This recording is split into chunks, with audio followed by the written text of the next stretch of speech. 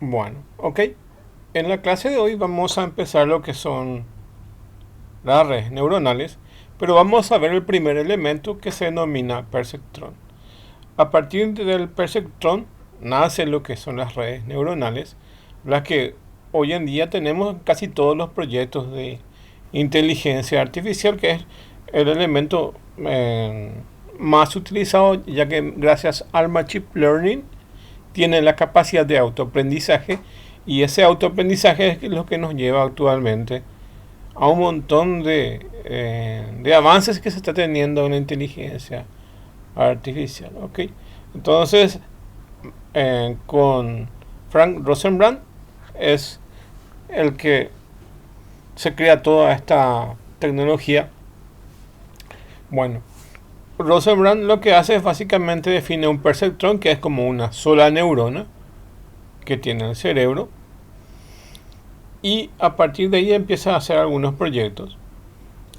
Pero lo que Rosenbrandt no se dio cuenta es que básicamente con una sola neurona lo que se podía hacer es un conjunto finito de operaciones, y lo que vamos a ver básicamente está marcada por una línea, por una linealidad. Entonces vamos a ver esa diferenciación entre qué se puede hacer con un solo perceptrón y qué no se puede hacer con un solo perceptrón. Con un solo perceptrón se puede hacer operaciones o definir modelos como matemáticas simples, como definir tablas de la verdad, and, or, pero no en otros modelos como SOR, por ejemplo, que es el o exclusivo. Bueno, y ahí, a partir de ahí, entonces surge una necesidad, y Rosenbrandt es como el padre quien siembra una semilla, y a partir de esa semilla se crea lo que es el concepto de redes neuronales en años posteriores. Pero el elemento básico que constituye una red neuronal se denomina perceptrón. Bueno, mientras vamos a ver unos videos y después vamos a ver la clase, y por último les voy a mostrar una función OR con la librería Keras. Me voy con el video para poder tener una idea de qué es el tema de las redes neuronales.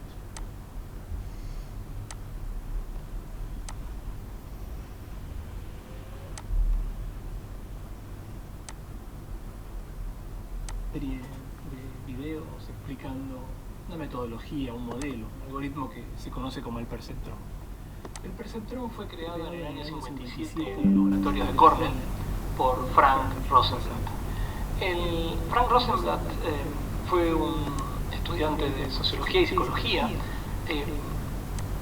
obsesionado de alguna manera con el entendimiento de cómo el cerebro humano reconocía patrones. Y se le ocurrió, no fue el primero, recordemos que McCulloch al principio de los 40 ya había diseñado esta idea de prototipos de redes neuronales que ante ciertos estímulos lograba clasificar señales, pero era un modelo un poco más rígido. Frank Rosenblatt fue el primero en generar un modelo muy sencillo, pero al mismo tiempo suficientemente potente, tan potente que buena parte de los métodos de Machine Learning actuales pueden en realidad ser reconocidos en este primer modelo o idea que tuvo Rosenblatt. Y lo que hizo Rosenblatt en su momento, con esta obsesión por tratar de entender cómo funcionaba el cerebro humano para reconocer patrones, es idear algo que después fue un algoritmo, pero primero lo pensó como una máquina. Y en realidad diseñó una máquina, lo que hacía era, mediante una serie de fotoceldas, reconocía una imagen, y ese reconocimiento de imagen captado por las fotoceldas, con un cierto entrenamiento de la máquina, lograba clasificar qué letra pertenecía a la imagen. Y sorprendentemente, en los años 57 y 58, empezó a dar resultados suficientemente eficientes. Si bien creó primero, la idea fue crear una máquina, muchas de sus pruebas las terminó corriendo en una computadora IBM a modo de software, pero la idea original era trabajar directamente con hardware y no con software, y pensar que en realidad iba a ser un hardware el que sometido a ciertos estímulos, iba a lograr eficientemente reconocer imágenes. ¿Por qué es interesante la historia del perceptrón? Primero, bueno, una curiosidad epistemológica, científica de cómo se originó la inteligencia artificial. Creo que uno podría considerar a Rosenblatt como el padre. Pero aparte desde el punto de vista puramente metodológico, para aprender más de estadística, de machine learning, si uno logra entender este modelo, el modelo del perceptrón, correctamente, uno va a ver que en este modelo están implícitas buena parte de las características más importantes de los métodos modernos del machine learning. Y lo que vamos a hacer en esta serie de videos es aprovechar para revisar en este modelo tan sencillo cuáles son esas características. Vamos a tratar de aislarlas, rastrearlas, entenderlas, sin perder de vista la perspectiva histórica y pensar que esto fue desarrollado en el año 1957 y que las redes neuronales no empezaron a tener resultados interesantes hasta bien entrada la década del 80. Y ahí la historia se vuelve un poco triste porque, y para finalizar este primer video histórico, Rosenblatt creía realmente que el modelo que él estaba armando iba a terminar siendo un método que iba a permitir no solamente reconocer imágenes, hacer traducciones, reconocer voz, y hacer la mayor parte, jugar a juegos inteligentes, y hacer la mayor parte de las cosas que hacen las redes neuronales artificiales actualmente.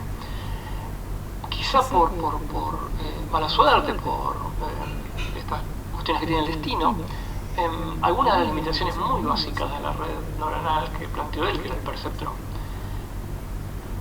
hicieron pensar a algunos investigadores que esas limitaciones eran de alguna manera esenciales. Y en los 60 casi se frenaron completamente las investigaciones en redes neuronales, no avanzaron mucho más. Y la parte triste de la historia es que Rosenblatt muere en el año 71 en un accidente y no llegó, pese a su joven edad, era una persona joven cuando murió, no tuvo la chance de poder ver que ese granito de arena que él puso en los 50 se iba a convertir en los 80 y los 90 en uno de los métodos del machine learning más eficaces que todavía actualmente se siguen utilizando.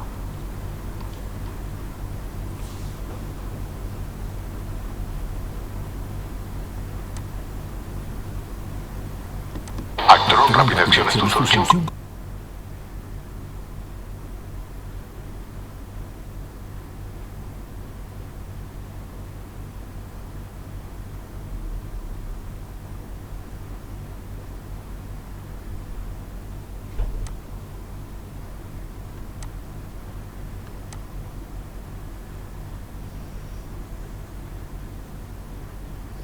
Bueno, ok. Vamos a continuar.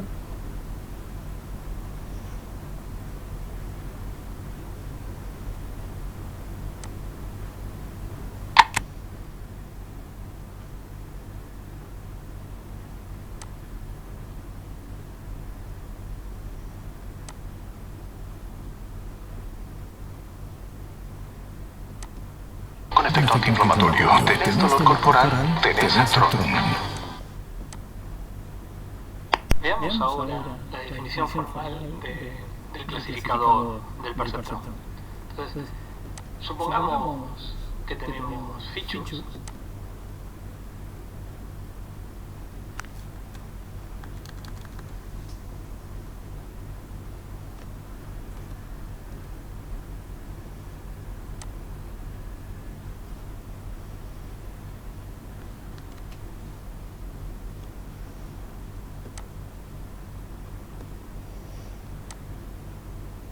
Empezaremos ahora una serie de videos explicando una metodología, un modelo, un algoritmo que se conoce como el perceptrón.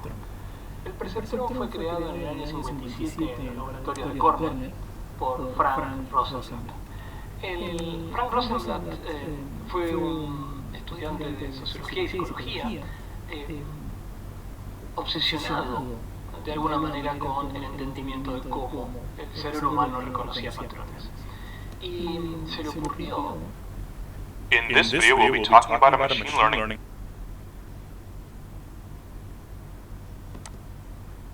Somos los activistas de la mesa y queremos mejorar la manera en que comemos, probando nuevos y variados ingredientes. Por eso Empezaremos ahora una serie de videos videos explicando la metodología o modelo, un algoritmo que se conoce como el perceptrón. El perceptrón fue creado en el año 57 en los laboratorios de Cornell por métodos de...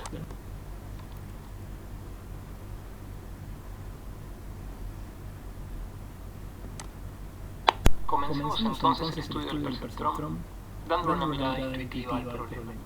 Vamos a, para eso, ayudarnos a la librería RGLR para pensar intuitivamente el problema. Imaginemos que estamos frente a un problema de clasificación binaria. Entonces pensemos que estamos en un E. De un al otro lado es este vector.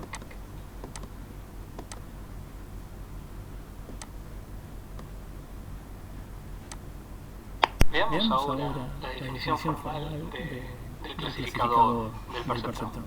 Entonces, supongamos... Bueno, ok, les voy a mostrar este otro video que tarda aproximadamente 10 minutos aproximadamente, y esta es la definición de toda esa estructura que tiene el perceptrón.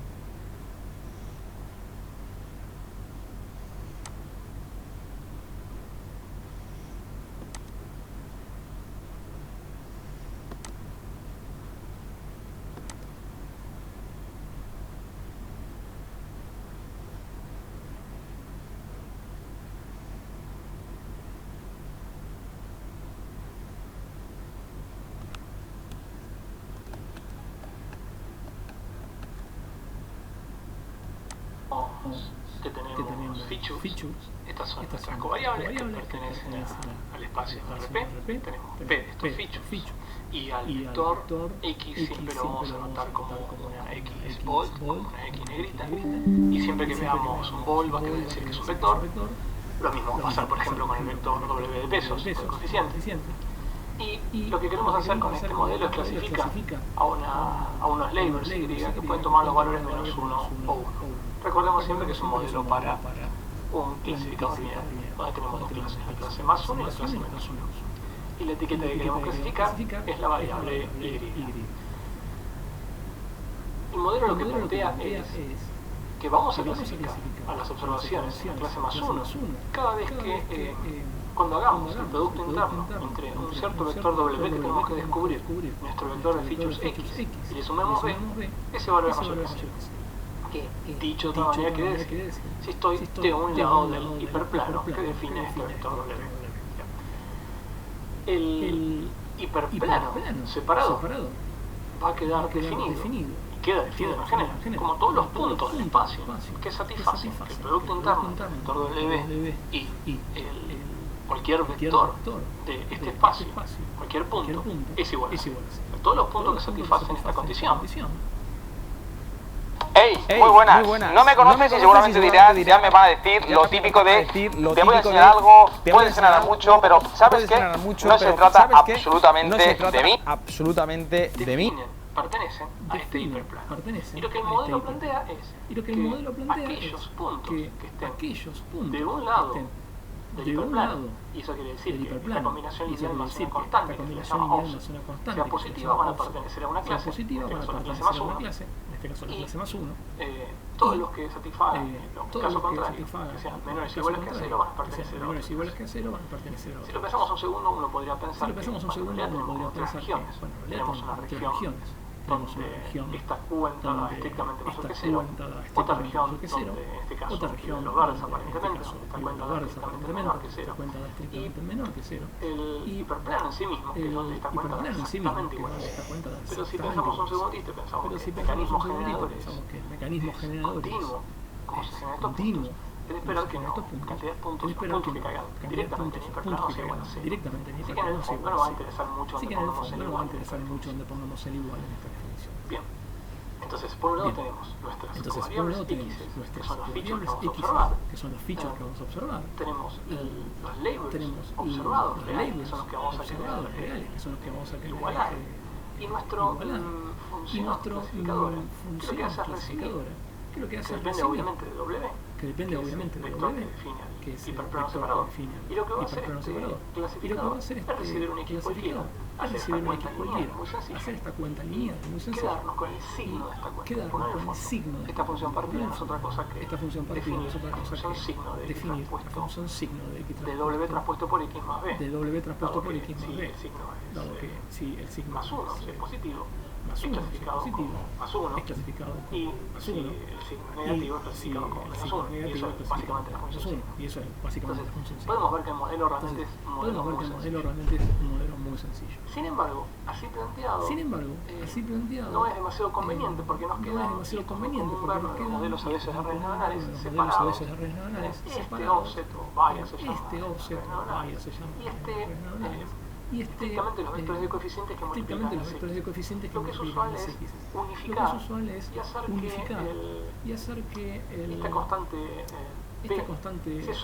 B se sume al vector de pesos. De tal manera de tener una notación más compacta como la que se Entonces, para poder expresar el mecanismo clasificador directamente basado en el producto interno de W transpuesto por X, lo que hacemos es que el vector W absorba la constante de tal manera de pensar, por ejemplo, que el primer atributo de X, agregamos un atributo y ese atributo constantemente igual a 1. Y eso es equivalente a tener este clasificador pero con una notación un poco más compacta, como la que vemos acá. Un agregado adicional de esta notación compacta que nos aseguramos siempre vamos a estar trabajando con hiperespacio, quiero decir. De esta manera, con la notación compacta, siempre el origen de coordenada, el 0, 0, 0, en este caso, como en dimensión 3, siempre va a estar contenido por el plano. Y eso también nos va a dar una ayuda para expresar en términos más generales lo que vamos a estar viendo. Entonces, volviendo de nuevo al modelo, vemos que el modelo es un modelo tremendamente sencillo, porque básicamente clasifica las observaciones en una clase dependiendo del producto interno del vector W, que por supuesto es desconocido, y el vector de las X, que es algo que puedo observar. Una reflexión adicional es la siguiente. ¿Cómo interpreto, desde el punto de vista del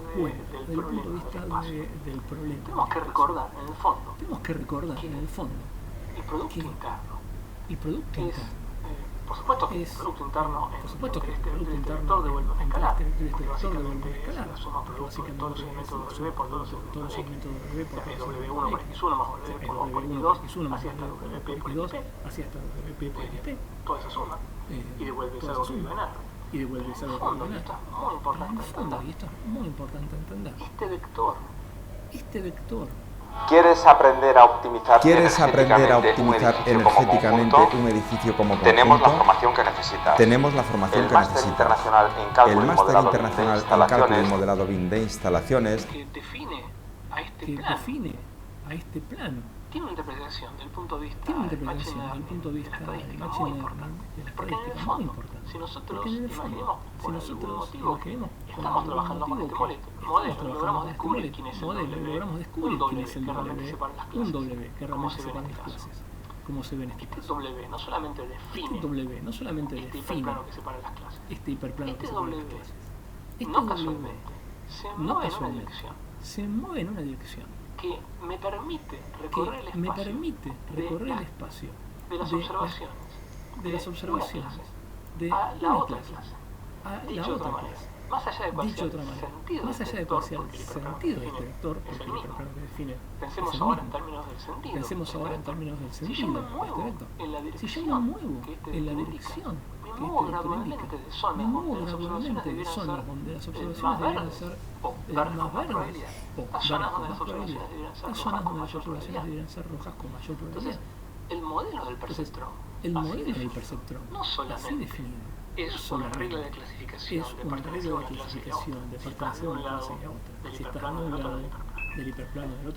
Internamente lo que está usando es un score, que es este producto interno, que lo que mide es metido en el terreno de una clase estás, o metido en el terreno de la otra clase estás, o si esta cuenta da en valor absoluto cercano a cero, cuán cerca en el fondo estás. ¿Cuán cerca? Estás del hiperplano que separa, que puede ser una zona de indiferencia de pertenencia de una clase a la otra. La idea que quiero transmitir con esto es que si bien el perceptrón es un modelo que básicamente a las observaciones en más uno y uno, internamente está utilizando esta lógica del producto interno, que lo que mide es esta asociación entre qué features tienen las características de una clase y qué features tienen las características de otra clase.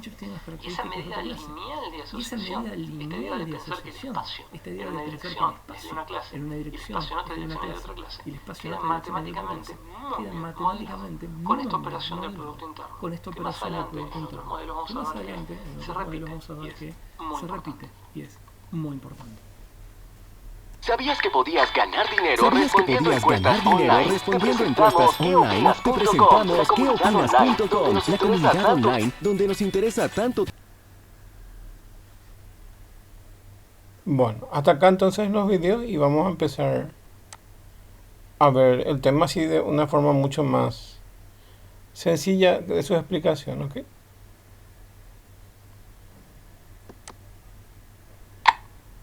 Bueno, entonces hoy nos toca ver el tema de los perceptrones, que son los elementos sobre los cuales se constituyen las redes neuronales.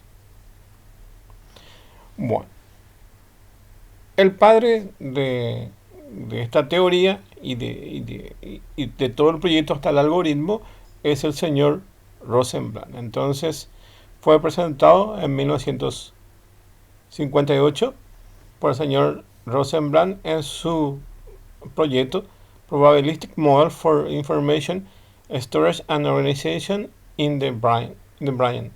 Entonces, en ese proyecto él presentó lo que es el perceptrón, pero evidentemente estuvo como vimos en el vídeo, un año anterior ya estuvo trabajando en ese proyecto y es posiblemente el más antiguo y simple de los algoritmos de redes neuronales.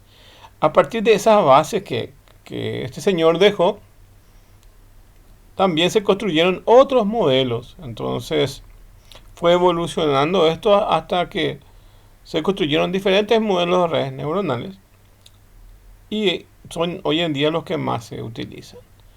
¿Podemos trabajar con los modelos de perceptrones? Sí se puede, pero se amplía eso con las redes neuronales.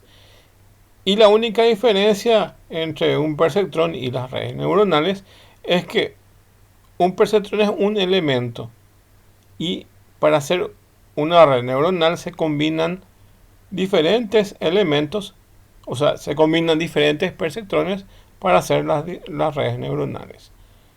Dicho de otra forma, una sola neurona es un perceptrón, pero como su nombre dice redes neuronales, necesitamos un montón de estos perceptrones para hacer exactamente lo que es las redes neuronales.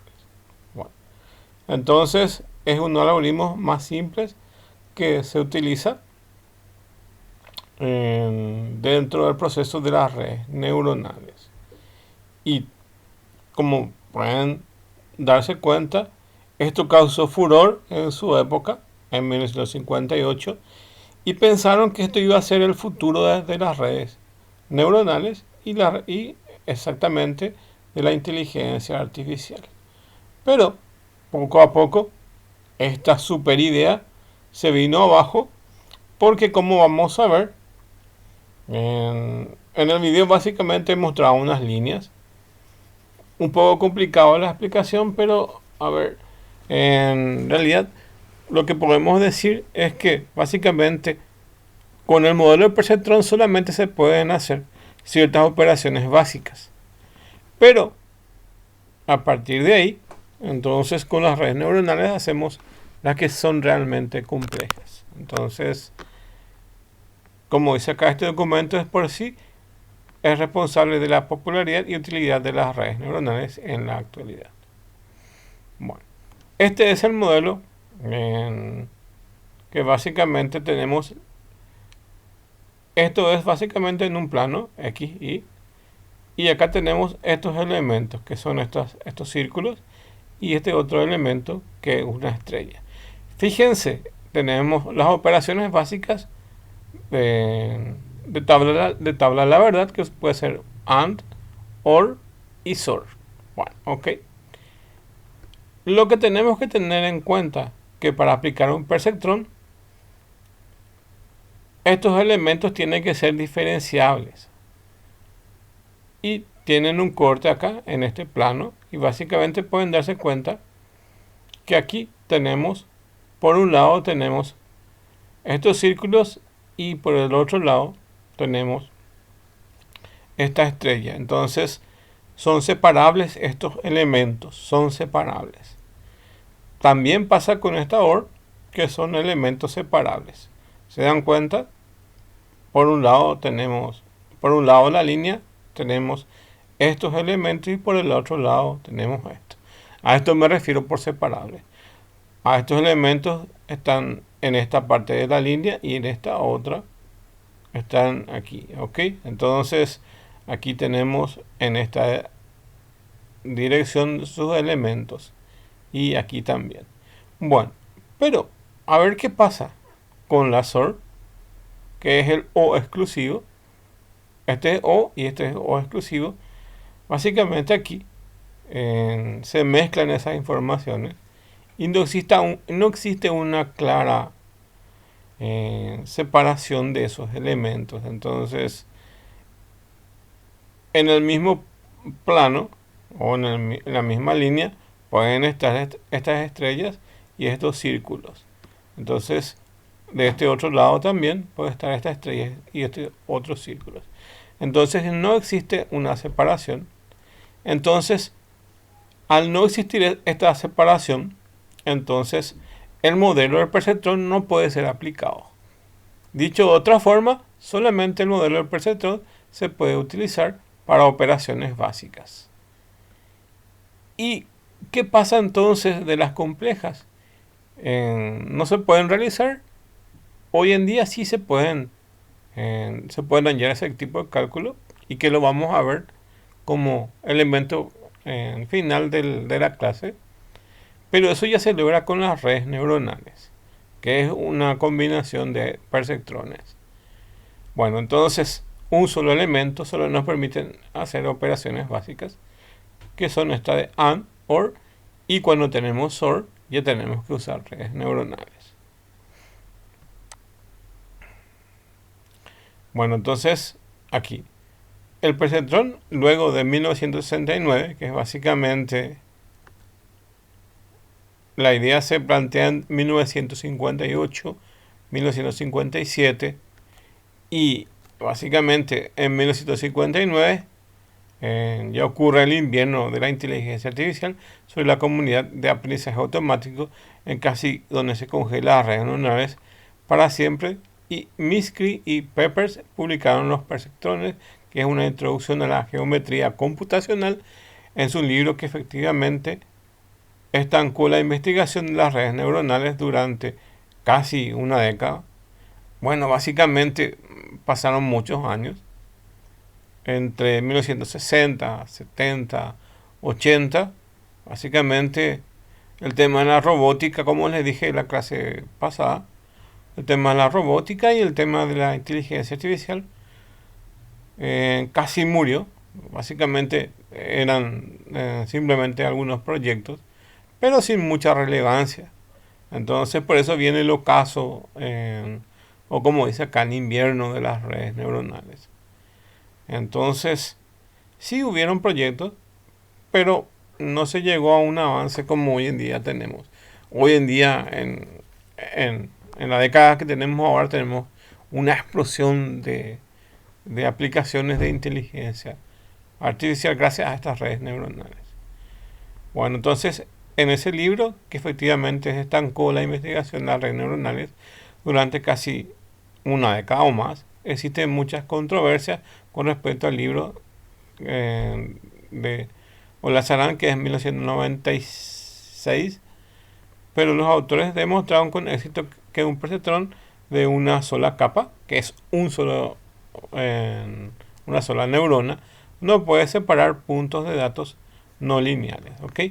Entonces, todo el trabajo que estuvieron haciendo con los perceptrones, simplemente con el libro acá, que se demostró que solamente se pueden hacer los elementos que tengan este formato, las de AND y las de OR, pero no las de XOR. Entonces, dice, demostraron con éxito que un perceptrón de una sola capa no puede separar puntos no lineales. Entonces, simplemente son elementos lineales. Está la línea acá y son elementos separados en esta línea. Pero no las que no son con capacidad de separar estas líneas no pueden ser desarrolladas con ese tipo de algoritmos.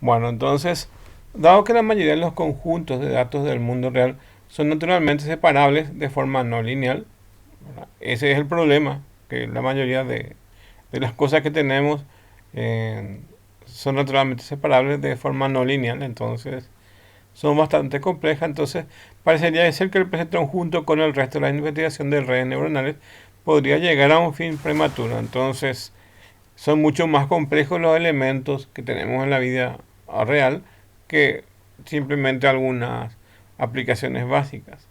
Entonces, entre la publicación de Minsky y Papert, las promesas fueron incumplidas con lo que se podría hacer con esas redes que son los perceptrones. Entonces, aquí básicamente empezaron a trabajarse con la evolución que son las redes neuronales, y eso ha acaparado un poco el interés de varios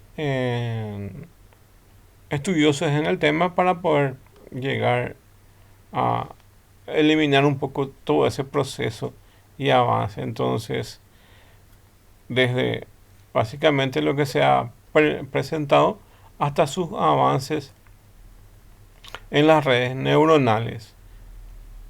Y bueno, y a partir de ahí, entre más o menos 1970, otra vez 80, es donde empiezan a aparecer otra vez en las investigaciones hacia lo que son los conceptos de redes neuronales. Dicho todo esto, entonces el perceptrón sigue siendo básicamente hasta hoy un algoritmo bastante importante para comprender y preparar el escenario de las redes neuronales multicapas, que es al final ese tipo de algoritmos los que más se utilizan.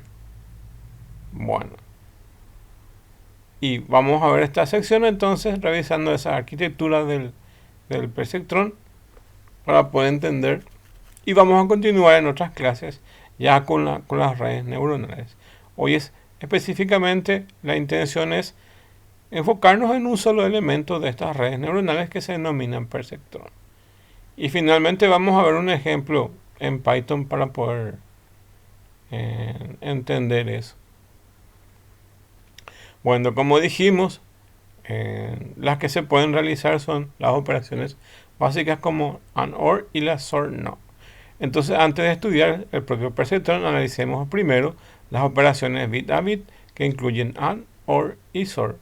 Y tenemos básicamente las tablas de las verdades para AND, OR y XOR. Entonces, los elementos de entrada son 0 y 1, o función binaria. Ok. Y a partir de ahí vamos a construir las tablas de las verdades de cada uno de ellos. En cada parte, entonces, sabemos que esas tablas de las verdades son las que muestran aquí. Entonces, para un conjunto de ceros, la salida es 0 en el caso de AND. Y para el caso de AND también, cuando los dos elementos de entrada son 1, entonces su salida es 1. Acá pueden haber entrada A, entrada B, entrada C y salida, ¿ok? Entonces, cuando tenemos valores falsos, la salida es falsa. Y cuando tenemos valores verdaderos, su salida es verdadera en el caso de AND. Bueno, para el caso de OR, que es básicamente una sumatoria, entonces cuando es 0, 0 es 0, y cuando tienen cualquier 1 en cualquiera de las entradas, su salida es 1, incluyendo si los dos fueran 1, ¿ok? Y para el caso de sort, que es OR exclusivo, cuando tenemos salida 0 es 0, y cuando tenemos salida 1 es 1, pero acá en vez de que esto sea 1, se convierte en 0. Eso es básicamente la tabla. La verdad que nosotros conocemos prácticamente de lo que es computación o de lo que es procesamiento de señales digitales. ¿Ok? Entonces, estas operaciones AND y OR se pueden hacer con un perceptrón, pero no la de sort. Es básicamente un ejemplo, o sea, por decir que pueden haber otros ejemplos. Aquí lo más importante es entender esta separación de líneas. Entonces, acá existe una separación en la de AND, la de OR, pero no en la de SOR. Y dice en la figura, los conjuntos de datos de bit a bit, que son AND, OR y SOR, son linealmente separables, y lo que significa que podemos dibujar en una sola línea verde, la que está acá. La línea verde, que es la separación, ¿ok? Que separa las dos clases. Los separamos entonces en la clase de los círculos y de las estrellas. Entonces, cuando existe una clara separación, entonces pueden funcionar dentro del cálculo del perceptrón, pero cuando no, entonces utilizamos redes neuronales. Sin embargo, para SOR es imposible dibujar una sola línea que separa las dos clases. ¿Por qué? Porque evidentemente, si nos vamos para atrás, cuando es 1 es 1, cuando es 1 es 1, ok, pero aquí cuando es 1, 1 es 0, entonces linealmente no se puede entender esto, entonces queda como una incógnita aquí que no podamos saber. Entonces ya no podemos resolver eso. Entonces es imposible dibujar una línea de separación entre estas dos clases. Por lo tanto, este es un conjunto de datos separables de forma no lineal. Estos son separables de forma lineal y este no es separable de forma lineal. Bueno, literalmente separables. Tanto AND y OR son linealmente separables. Podemos dibujar claramente una línea que separa las clases, y de este modo también podemos tener la SOR, pero esta dice tómese el tiempo y ahora de convencerse que no es posible trazar una línea que separe limpiamente las dos clases del problema de SOR. Por lo tanto, es un ejemplo de un conjunto de datos separables no linealmente. Entonces, es eso. A diferencia de ciertos procedimientos estándares de dividir nuestros datos en divisiones de entrenamiento y prueba, ya que básicamente lo que queremos es hacer que nuestras redes neuronales aprendan qué es lo que es Machine Learning.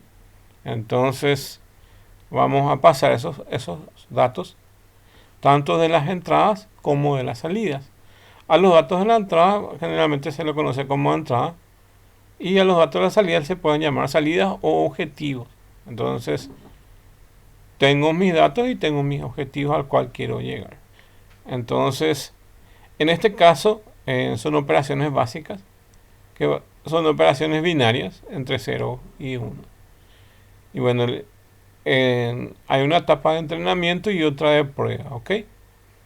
Entonces, todos los algoritmos de Machine Learning tienen la capacidad de autoaprendizaje. Entonces, es como un niño que se le va entrenando.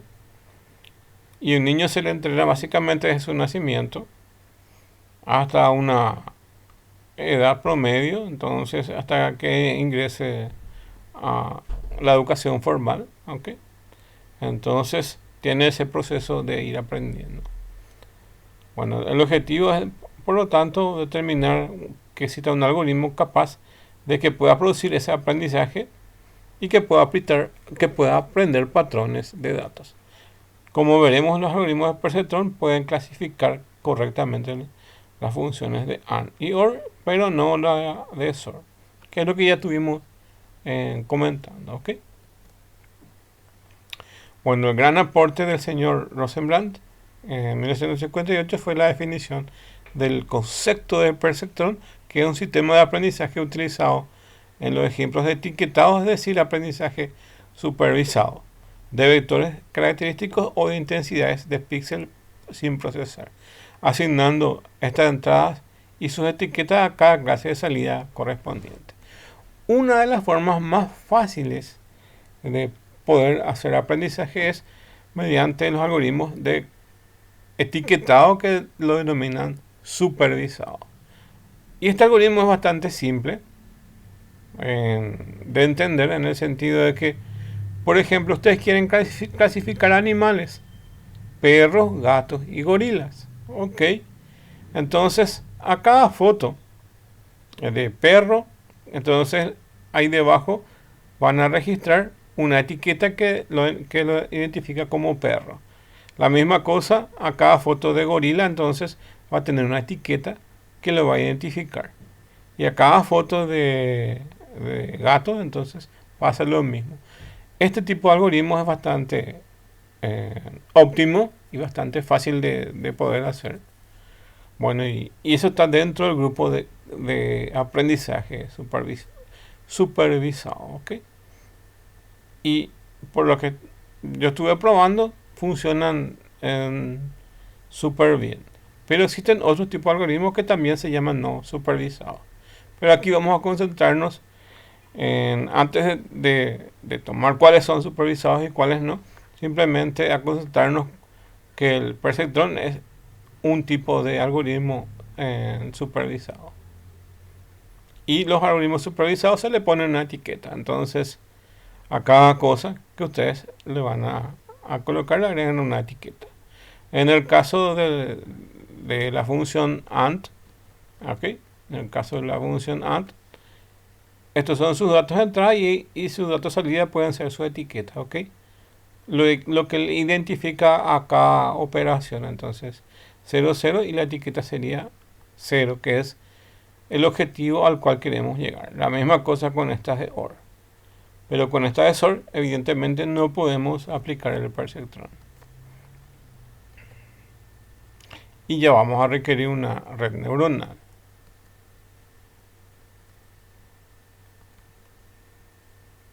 Entonces, aquí lo más importante es que es un tipo de aprendizaje supervisado de los perceptrones. En su forma más simple, un perceptrón tiene n nodos de entrada. A ver, entonces esos n nodos de entrada son entrada A, entrada B, y estos son los valores que puede tener. Ok, tenemos entonces una cierta cantidad de valores de entrada, ok, que son nodos de entrada, y una parte de salida de eso, que es la matriz en sí. Entonces tiene una entrada y una salida. Entonces, de forma más simple, un perceptrón tiene n nodos de entrada, una para cada entrada de la fila de entrada de la matriz de diseño, seguido por una sola capa de red con un solo nodo, que exactamente es un nodo de salida, ¿ok? Entonces, cuando los valores que vamos a colocar son estos, que dice, existen conexiones y sus pesos correspondientes, que son W1, W2, W3. Empiezo a explicar después de leer todo. Entonces, existen conexiones y sus pesos correspondientes, que se denominan W1, W2, WN, desde una entrada hasta el único nodo de salida en una red. Este nodo toma una suma ponderada de las entradas y aplica una función de paso para determinar la etiqueta de clase de salida. El perceptrón genera uno o un par de esa misma clase para la clase 2, por lo tanto, una forma original. El perceptrón simplemente es un clasificador binario de dos clases. Entonces tenemos estas entradas. Ok. Bueno, y Esta es la arquitectura de un solo perceptrón que vamos a ver también en la próxima clase. En la próxima o en la que continúa esta. Y básicamente hay una función matemática que es muy simple, que es básicamente una función matemática que va a multiplicar cada entrada por un valor que se denomina peso. Estos valores son aleatorios y se asignan antes de empezar el algoritmo de forma aleatoria. Y después estos pesos se van modificando, ¿ok? Entonces se multiplica este x1, que es la entrada 1, por cada valor aleatorio que se denomina w1. Y luego está el x2 por w2, x3 por w3. Y una función que se denomina bias o sesgo, y generalmente tiene valor 1, que básicamente hace activar su salida cuando este se genera, ¿ok? Entonces puede tener n entradas y a cada entrada se le asigna un valor aleatorio que se denomina peso. ¿Qué es lo que hace el entrenamiento? Básicamente lo que hace el entrenamiento es en un ciclo desde, así de algoritmo, y ese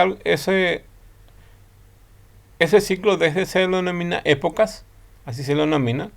Entonces en una época estos son los valores asignados. En otra época se va modificando esto. Entonces es cada ciclo de la repetición de su contador, de su índice. Entonces época 1, época 2, época 3, época 4. Suponiendo que fueran años, porque en realidad existen otros tipos de algoritmos que básicamente uno puede decir ha evolucionado la especie por X cantidad de años, entonces son épocas, ¿ok? De ahí viene el término de épocas. Entonces, en cada recorrido que son las épocas se van modificando estos valores y esto es lo que se denomina entrenamiento.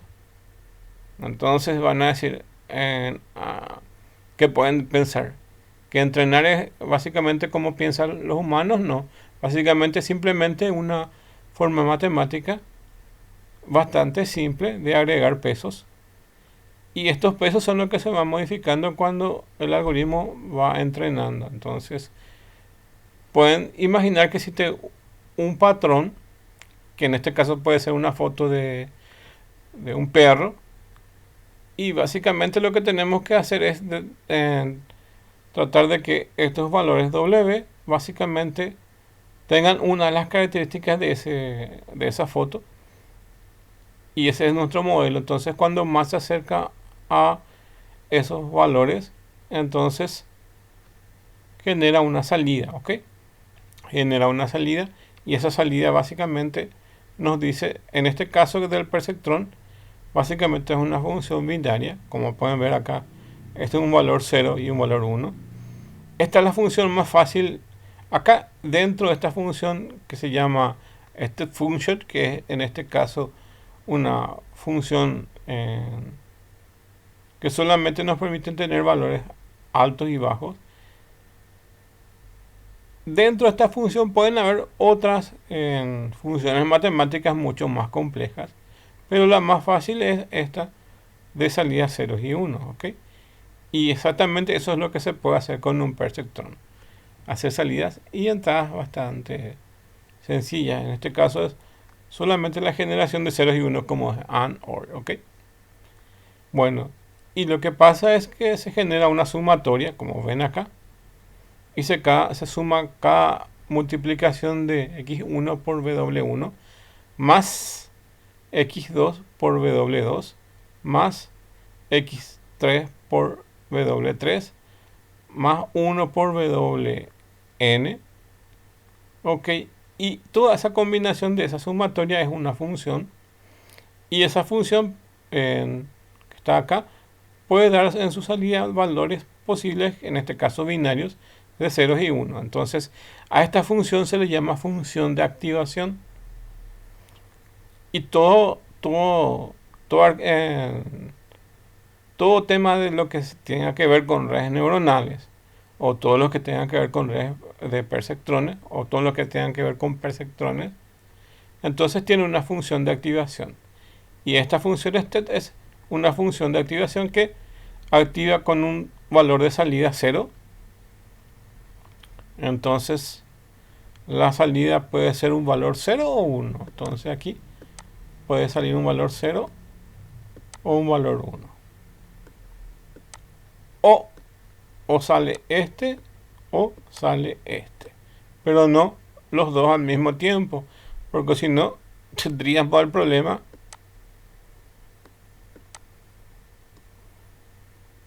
del mismo que estábamos viendo en el gráfico. O puede salir 0 y 1. No puede salir ceros y 1. ¿Ok? Al menos, según vemos acá, solo son valores o ceros o 1. ¿Ok? Bueno, entonces eso nos va limitando en su salida. Y esta función se llama de activación. En este caso se llama función step porque nos devuelve solo valores 0 y 1, ¿ok? O valores que van entre menos 1 y 1. Eso depende de cómo se programa el algoritmo, ¿ok? O nos puede dar valores de 0 o 1. Ok, bueno, y ya sabemos entonces los valores que nos pueden dar. Es este o este. Y solamente puede dar un 0 o un 1, no pueden ser ceros y 1, ¿ok? Bueno, entonces es una suma ponderada. Voy a ver un poco si puedo escribir la función.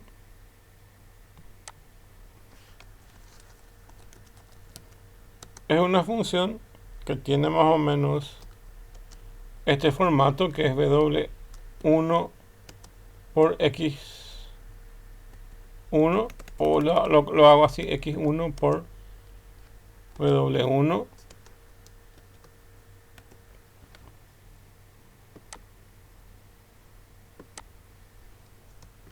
más X2 por W2 y así sucesivamente, ¿ok? Eso, que básicamente seguir solamente lo que nos indica acá, X1 por W1 más esta sumatoria X2 por W2 más X3, y esta última se llama vías, ok, vamos a dejarla ahí. Y esta función nos devuelve valores que pueden ser 0 o 1, ok. Entonces aquí a su salida puede retornarnos valores 0 o valores 1, ok. Y es simplemente esto, es una aplicación muy simple de matemática la que se usa para el perceptrón. Bueno, ok. Y ahora, entrando un poco más en lo que se puede hacer con estas redes neuronales, vamos a ver un poco el aprendizaje con Keras. Keras es una librería que se puede usar en Python. Entonces con eso terminamos la clase.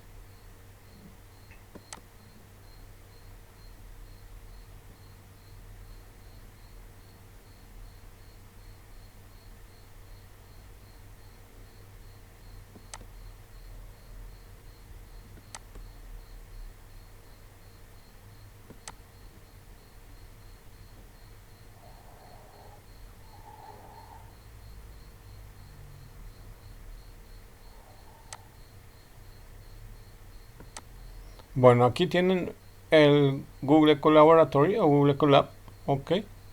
Y dentro de esto hay un ejemplo que les dejo. Voy a ver si puedo aumentar el tamaño en esto para poder ir viendo.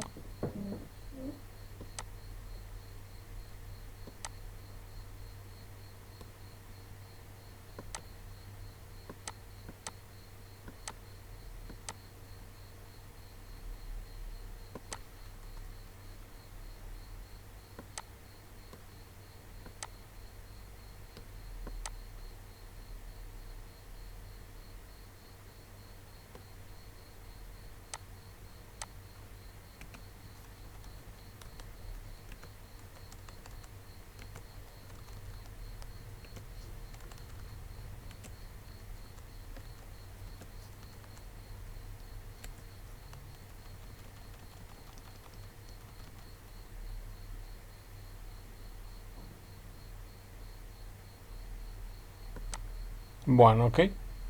Bueno, entonces aquí estamos en el Google Colaboratory y vamos a utilizar Python para poder ir viendo. Vamos a importar una librería, así como se importa una librería en lenguaje C. Entonces aquí ponemos import numpy as np. Entonces decimos vamos a importar esta librería que es numpy y vamos a colocarles un alias que se llama np. Entonces es para hacerlo más corto, para que cuando tengamos que utilizar aquí abajo no tengamos que escribir numpy, sino que tengamos que escribir solamente np. Es un alias, ok. Y esta utiliza una librería Keras, que es básicamente una librería para definir modelos de redes neuronales. Ok. ¿Qué pasa con esta librería Keras? Esta librería Keras fue una de las primeras librerías de aprendizaje automático. Ok, recuérdense, Keras es una librería de aprendizaje automático, ya que básicamente vamos a definir o perceptrones o redes neuronales. En este caso del ejemplo es una red neuronal, donde básicamente la idea es resolver el programa de una aplicación SOR, que es básicamente lo que no se puede resolver con una sola neurona. Y aquí ya tenemos un modelo. Estos algoritmos ya están todos hechos, internamente ya pueden funcionar. Lo que nosotros hacemos es simplemente definir los modelos que necesitamos y a partir de esos modelos se va a generar el aprendizaje automático. ¿Ok? Entonces, primero llamamos a esta librería NumPy, que es para utilizar vectores. Existen lenguajes como MATLAB, que básicamente las variables en MATLAB son una matriz. Para trabajar de forma muy parecida a eso, dentro de este lenguaje se utiliza este NumPy. Entonces, este trabaja arrays directamente, como si fueran bloques pequeños. Eso asegura que nosotros no tengamos que recorrer, por ejemplo, una matriz y asignar valores cada elemento por elemento. Imagínense qué lento es ese proceso. Entonces, si tienen que mover varios bloques de memoria, ese proceso sería muy lento. Entonces, este tipo de librerías nos permite directamente mover grandes bloques. Especialmente donde ocurren estos problemas, cuando tengamos que trabajar con gráficos. Como dijimos, clasificar perros, gatos o lo que fuera, gorila. Ok, son imágenes y eso ocupa mucho espacio de memoria. Imagínense que tuvieras que recorrer dentro de dentro de 2 ciclos desde o dentro de 2 ciclos for, píxel por píxel o casillero por casillero, ¿ok? Sería muy lento ese proceso. Entonces, con estas librerías se hace mucho más rápido con las de NumPy. Aparte de que NumPy es una librería que nos permite trabajar específicamente con procesamiento de números. Entonces, num es de número y py es de este lenguaje que es Python. Entonces, sería como para trabajar con números. Bueno, y después está Keras, que es para definir modelos de aprendizaje automático. ¿Ok? Este Keras actualmente está dentro de otra librería que es mucho más grande, que es la que desarrolló Google, que se denomina TensorFlow. TensorFlow es una de las herramientas estrellas de aprendizaje automático. Y bueno, y hoy en día está inmersa dentro de eso. En este caso, al menos las primeras versiones estaban separadas, pero hoy en día están integradas. Pero a veces decimos TensorFlow, pero en realidad lo que hacemos es definir solamente modelos de Keras. Bueno, ok. Dicho eso, decir que la evolución un poco de Keras se quedó en TensorFlow, pero igual yo puedo usar solo la parte de Keras dentro de TensorFlow, o si no quiero utilizar la librería de TensorFlow, que es la de Google, utilizo directamente la de Keras. ¿Ok? Aquí realmente voy a usar solamente algunos elementos de Keras, que es la definición de modelos, y uno de los modelos es el sequential, que es un modelo secuencial, y el otro que es el modelo dense, que es un modelo denso. Como vamos a ver después, hay varias capas de entrada. O sea, en las redes neuronales tienen capas de entrada, después capas ocultas y capas de salida. Entonces, la secuencial se usa básicamente para entradas.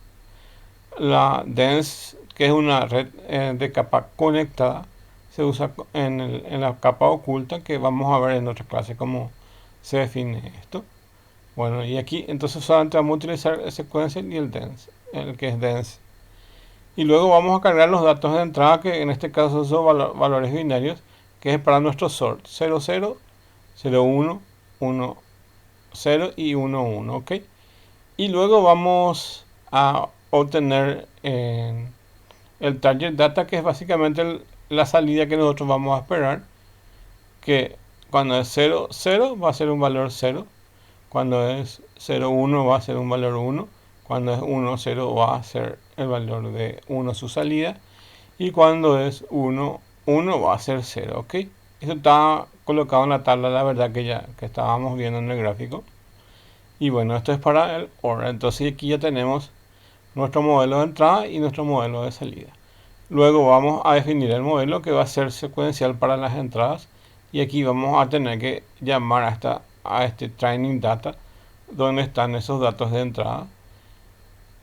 Pero antes vamos a definir nuestro modelo, ¿ok? Que es más o menos una idea de cómo costaría nuestra red neuronal, ¿ok? Entonces va a tener para la entrada un modelo secuencial, para la capa oculta uno que es de dense, y para la capa de salida también, que va a ser dense, pero acá tiene 16 nodos, acá tiene un nodo, tiene solamente esta estructura, y aquí para la capa densa tiene 16. Si nosotros queremos que nuestro algoritmo sea más preciso, entonces vamos a aumentar la cantidad de nodos o de perceptrones para la capa intermedia, que es la capa dense en este nivel, que se denomina capa oculta. Y para la salida solamente vamos a tener uno, con una función de activación, que es una sigmoide. Entonces ahí vimos que en el gráfico que básicamente era una función binaria que nos devolvía 0 y 1, y se denomina tipo step. Hay otra función matemática que es muy parecida, pero ya es una curva, que se denomina sigmoide. Entonces aquí va a tener una activación de forma sigmoide. Estas son muchos, por mucho es mejor una función sigmoide, que básicamente es como un límite. O sea, tiene una función matemática que es básicamente un límite, y ahí tienen sus valores también de salida 0 y 1, ¿ok? Entonces es muy válido también para el tipo de salidas que vamos a utilizar. Bueno, y después de definir ese modelo, acá se define que va a ser sequential, dense y dense, y luego vamos a compilar ese modelo. Entonces le decimos qué tipo de pérdidas, qué tipo de optimizaciones y qué tipo de métricas se usa. Entonces van a ser binarios, que van a ser valores 0 y 1, lo que va a devolver. Luego de eso se entrena el modelo, y aquí se pone en model.fit, se le pasan los datos de entrada y los datos de salida, y se define la cantidad de épocas. Como les dije, la cantidad de veces que se va a ejecutar eso dentro de un ciclo. Y simplemente aquí nosotros no vamos a definir un ciclo desde nada, simplemente aquí vamos a definir la cantidad de épocas. Estaba como 1000 las épocas en el ejemplo, ¿ok? Y vamos a colocarla solamente con 10, ¿ok? Bueno, luego de que el modelo se haya entrenado con el fit, entonces lo que tenemos que hacer es evaluar ese modelo. En algunos ejemplos, básicamente podemos evaluar, o simplemente, fíjense que entre fit y evaluate básicamente es casi la misma cosa. Lo que pasa es que a veces cuando el modelo es muy complejo, en este caso creo que no hace falta. Cuando el modelo es muy complejo, para que no exista sesgos o no existan tendencias a que solamente unos valores sean los que son validados. Por ejemplo, tienen fotos de perros, gatos, monos, lo que sea, y que no sea solamente la tendencia de que solamente salgan cuando nosotros hacemos las predicciones y vemos esos valores cuando le pasamos nuevas fotos. Entonces, que no haga de la mejor forma. Entonces, para eso también, para asegurarnos eso, a veces se entrena con un modelo y se evalúa con otro conjunto diferente. Lo que hacen muchos es, justo como en este caso, se utilizan los mismos datos de entrenamiento con los mismos datos de evaluación. Acá suele ocurrir un problema que se denomina overfit. Entonces el modelo está sobreajustado, está solamente en base a estos valores. ¿Qué pasa cuando se cambia la situación? Entonces va a funcionar mal el algoritmo. Entonces, por eso es que, por un lado, se define este modelo acá para la parte de aprendizaje y después se evalúa, pero se tienen que evaluar con datos diferentes. Es como que ustedes hacen un algoritmo y después tienen que pasar la prueba de escritorio, ¿ok? Más o menos esa es la idea, ¿ok? Y solamente con la prueba de escritorio ustedes saben si funciona o no su algoritmo. Acá pasa lo mismo. Ustedes definen un modelo, le dan su aprendizaje, pero solamente cuando evalúan pueden saber si funciona bien o no. Ok. Y bueno, entonces se recomiendan que los valores de entrada y de salida sean diferentes para los datos que se van a evaluar. En este caso, evidentemente es una simple tabla de la verdad, por lo que no va a requerir que se haga esta evaluación. Inclusive pueden dejar de ejecutar esta evaluación, o no importa si se ejecuta esto. El modelo evidentemente va a estar en overfit, como ven acá, overfit, va a estar sobreevaluado, pero no importa porque como es una tabla simple de la verdad, entonces siempre se va a llegar al mismo resultado, ¿ok? Entonces no va a haber problema. Pero para otros tipos de datos sí se recomiendan que exista una diferencia entre esos tipos de datos. Ok, y luego lo que hacemos es básicamente ya acá hacer las predicciones.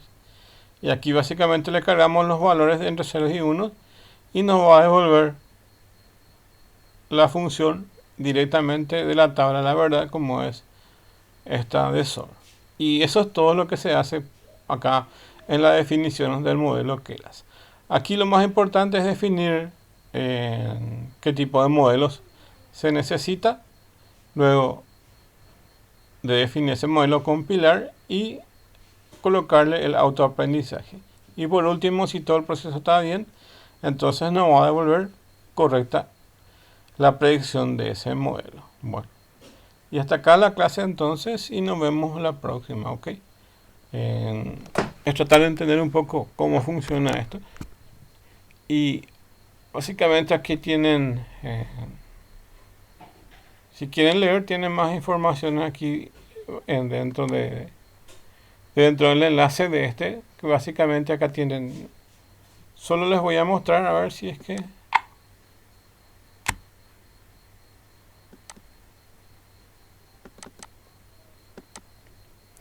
acá básicamente tienen todas esas informaciones